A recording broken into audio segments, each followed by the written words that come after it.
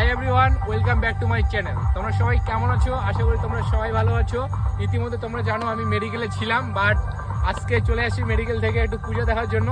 আজকে আমি আসছি চলে কালাপুকুর শিলপাড়া। এখানে অনেক বড় পুজো হচ্ছে, এটা হচ্ছে বীরগঞ্জ থানায়। তবে বিষয়টা হইলো যে আরো পুজো থাকতেছে 3 দিন, আজকে ধরে 2 দিন, আরো হয়তো পুজো থাকবে 3 দিন।